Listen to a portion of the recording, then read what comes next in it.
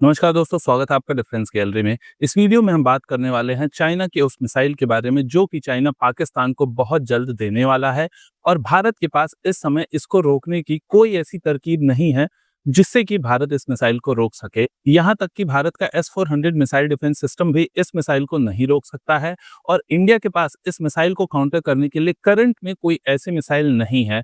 तो इंडिया को भी एक मिसाइल चाहिए होगी जो कि इस समय सिर्फ रशिया के पास है। तो क्या रशिया हमें वो मिसाइल देगा जिससे कि हम चाइना की इस मिसाइल को काउंटर कर सकते हैं पाकिस्तान के भी अगेंस्ट में। ऑपरेशन सिंदूर के दौरान देखा आपने कि पाकिस्तान ने अपने PL-15 मिसाइल का इस्तेमाल किया था। वहीं पे इंडिया की ओर से अगर आप देखते हैं तो इंडिया की ओर से किसी भी एयर टू एयर मिसाइल को फायर करने की न्यूज नहीं आई है। कोई ऐसे प्रूफ नहीं मिले हैं जिसमें ये देखने को मिले कि इंडिया ने भी अपनी किसी एयर टू एयर मिसाइल को फायर किया है। पाकिस्तान के पास करंट में जो PL-15 मिसाइल है उसकी रेंज 145 किलोमीटर तक की है जिसे कि पाकिस्तान ने यूज किया और अब ये जो नई मिसाइल पाकिस्तान ले रहा है इसकी रेंज 300 से 400 किलोमीटर तक की हो सकती है। आप एक बार सोच के देखिए कि अगर इतनी ज्यादा रेंज की मिसाइल पाकिस्तान के पास होगी तो इंडियन एयरफोर्स के जो फाइटर जेट्स हैं वो काफी ज्यादा बैक फुट पे आ जाएंगे और किसी भी एयर टू एयर बैटल में पाकिस्तान के पास एक बहुत बड़ा एज होगा इस मिसाइल के साथ। इस मिसाइल को पाकिस्तान ले क्यों रहा है अगर इंडिया के पास ये मिसाइल नहीं है तो इसका सबसे बड़ा रीजन है कि आपने ऑपरेशन सिंदूर के दौरान देखा कि इंडिया के पास जो एयर डिफेंस सिस्टम्स थे इंडिया ने उसके थ्रू पाकिस्तान के फाइटर जेट्स को मार गिराया और फाइटर जेट ही क्या इंडिया ने अपने S-400 की सबसे लॉन्गेस्ट रेंज की मिसाइल का इस्तेमाल करके पाकिस्तान के एवैक्स सिस्टम्स को भी 300 किलोमीटर इनसाइड द पाकिस्तान मार गिराया। क्योंकि इंडिया के पास ये एबिलिटी है करंट में कि किसी लॉन्ग रेंज की एयर टू एयर मिसाइल ना होने के बावजूद भी इंडिया अपने S-400 की मिसाइल से 300 किलोमीटर अंदर पाकिस्तान में किसी टारगेट को हिट कर सकता है और एवैक्स सिस्टम के बिना आप कोई भी एयर टू एयर ऑपरेशन आसानी से नहीं कर सकते।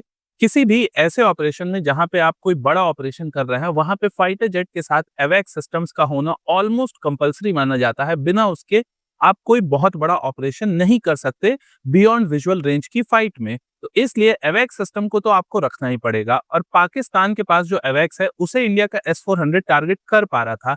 लेकिन इंडिया के पास जो एवैक्स सिस्टम्स हैं उसे पाकिस्तान के पास कोई ऐसी चीज नहीं थी जिससे वो टारगेट कर पाए। क्योंकि अगर पाकिस्तान अपनी PL-15 वाली मिसाइल से इंडिया के एवैक्स को मारना चाहेगा तो उसे बहुत ज्यादा क्लोज आना पड़ेगा क्योंकि एवैक्स सिस्टम फाइटर जेट से बहुत पीछे उड़ते हैं और पीछे उड़ते हुए ये एवैक्स सिस्टम्स जितने भी आपके फाइटर जेट्स होते हैं उन्हें एक्चुअल में रियल टाइम डेटा प्रोवाइड करते हैं कि एरियल व्यू क्या है, दुश्मन के पास कितने फाइटर जेट हैं, दुश्मन की ओर से कौन सी चीज आ रहे हैं। इन एवैक्स सिस्टम्स के रडार में इतनी काबिलियत होती है कि ये 500 से 600 किलोमीटर तक की रेंज को ट्रैक कर सकते हैं। इसलिए ये एवैक्स सिस्टम्स पीछे होते हैं और फाइटर जेट के पास क्योंकि रडार की जो लिमिटेशंस होती हैं उसकी वजह से एक फाइटर जेट डेटा शेयर करता है एवैक्स सिस्टम से। तो अब आप समझ पा रहे होंगे कि बिना एवैक्स सिस्टम्स के फाइटर जेट बहुत काम के नहीं रह जाते हैं और इसीलिए पाकिस्तान 9th और 10th मई के दिन कुछ नहीं कर पाया था क्योंकि इंडिया ने उनके एवैक्स सिस्टम्स को हिट कर दिया था ग्राउंड बेस्ड रडार्स के साथ साथ।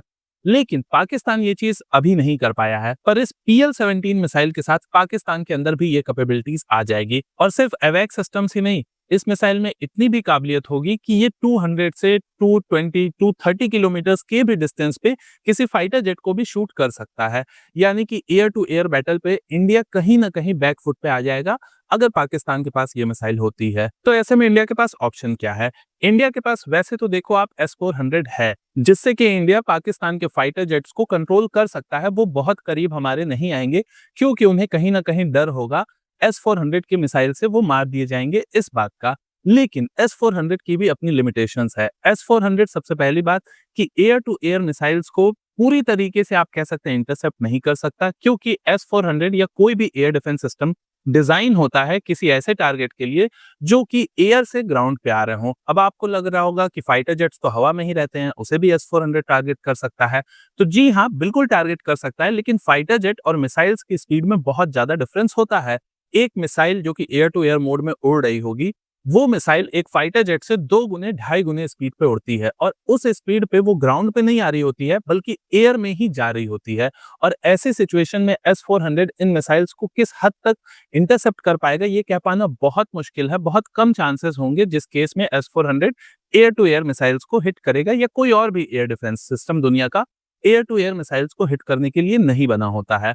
तो ऐसे केस में आप क्या करोगे? S-400 की कैपेसिटी जितने दूर की है, अगर पाकिस्तान के फाइटर जेट्स उससे दूरी रहते हुए, यानी कि आपका S-400 400 किलोमीटर्स को कवर कर रहा है, लेकिन पाकिस्तान उस 400 किलोमीटर्स के रेंज में ना रह के किसी दूसरे एरिया से अगर फायर करता है इन मिसाइल्स को, तो उस केस में पाकिस्तान के पास एज होगा, उसके फाइटर जेट आपके बहुत करीब आ सकते हैं और ऐसे केस में इंडिया के पास कोई ऑप्शन नहीं होगा जिससे कि इंडिया उनके एवैक सिस्टम और फाइटर जेट्स को मार सके, क्योंकि आप हर जगह S-400 को डिप्लॉय नहीं कर सकते। तो ऐसे केस में हमें एक ऐसी एयर टू एयर मिसाइल चाहिए जो कि पाकिस्तान के फाइटर जेट्स को, उनके एवैक सिस्टम्स को उनकी लिमिट में रहने को मजबूर करे। हमारे पास करंट में जो एयर टू एयर मिसाइल है, वो सबसे ज्यादा रेंज की रफाल में लगी हुई है और इसकी रेंज भी 150 किलोमीटर्स के ही आसपास है। Su-30 MKI में जो एयर टू एयर मिसाइल लगी है, उसमें रशियन मिसाइल्स की रेंज 70 टू 80 किलोमीटर्स की है और जो इंडियन अस्त्रा लगी हुई है, उसकी रेंज भी 110 किलोमीटर्स तक की ही है।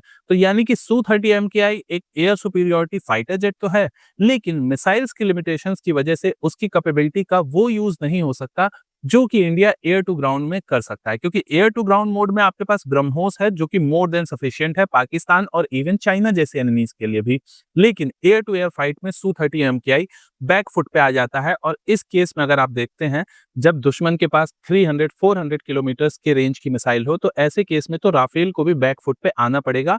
एयर टू एयर फाइट की मैं यहाँ पे बात कर रहा हूँ। तो इसका सॉल्यूशन क्या है? इंडिया के पास ऐसी मिसाइल कब आएगी? इंडिया खुद से इस मिसाइल को डेवलप कर रहा है, लेकिन उसमें अभी एक बहुत लंबा समय है। 8 से 10 साल से पहले मेरी कैलकुलेशंस के हिसाब से ये मिसाइल आपको स्वदेशी रूप से डेवलप करते हुए नहीं दिखेगा इंडिया। तो ऐसे केस में हमारे पास एक ही ऑप्शन बचता है। चाइना के अलावा दुनिया में एक ही और कंट्री है जो इस तरह की मिसाइल्स को बनाती है, वो है रशिया। रशिया ने R-37M मिसाइल बनाई हुई है। कुछ सालों पहले ही उसका इंडक्शन रशियन एयरफोर्स में किया गया है और इस मिसाइल की रेंज 300 से 400 किलोमीटर्स तक की है। यानी कि ये मिसाइल ऑलमोस्ट सिमिलर काम करता है जैसा कि PL-17 चाइना का काम करता है। तो चाइना की मिसाइल किस हद तक वर्क करेगी ये तो वक्त बताएगा, लेकिन रशियन मिसाइल्स एटलीस्ट टेस्टेड है। रशिया की टेक्नोलॉजी इंडिया बहुत दिनों से यूज कर रहा है और सबसे बड़ी बात कि रशिया ने इसे इंडिया में ही प्रोड्यूस करने के लिए भी बोला है कि वो लाइसेंस देगा। तो इस तरह का रशिया ने ऑफर दिया है जो कि इंडिया के लिए काफी ज्यादा बेनिफिशियल है और बिना इस मिसाइल के Su-30 MKI हमारा कुछ खास काम का रहेगा नहीं किसी भी एयर टू एयर रोल के लिए। Su-30 MKI में कुछ अपग्रेड्स पेंडिंग है जो कि उसे एक 4.5 जनरेशन फाइटर जेट बनाएंगे। 2026 से उम्मीद है ये अपग्रेड्स होंगे, उसके बारे में हम एक सेपरेट वीडियो बनाएंगे। पर मेरा मानना यह है कि उस अपग्रेड में ये मिसाइल को भी इंटीग्रेट किया जाना चाहिए, क्योंकि आपको पता है कि पाकिस्तान बहुत फास्ट ये चीज कर लेगा, लेकिन इंडिया में ये चीजें स्लो होंगी जैसा कि ज्यादातर टाइम होता आया है। लेकिन मुझे लगता है कि इन मिसाइल्स को इंडिया को प्रायोरिटी देनी चाहिए और मुझे उम्मीद है कि इस पे इंडिया और इंडियन एयरफोर्स भी बिल्कुल ध्यान दिए होगी। बाकी आपका क्या कहना है इस बारे में? अपने सुझाव कमेंट सेक्शन में जरूर दें। आपके पास कोई और वीडियो आइडियाज हैं जो आप हमें सजेस्ट कर सकते हैं, जिस पे आप चाहते हैं कि हम वीडियो बनाएं, तो आप हमारे चैनल को सब्सक्राइब करें, कमेंट करें आप किस तरह के वीडियो देखना चाहते हैं, हम उसे बनाने की कोशिश जरूर करेंगे। नमस्कार, जय हिंद।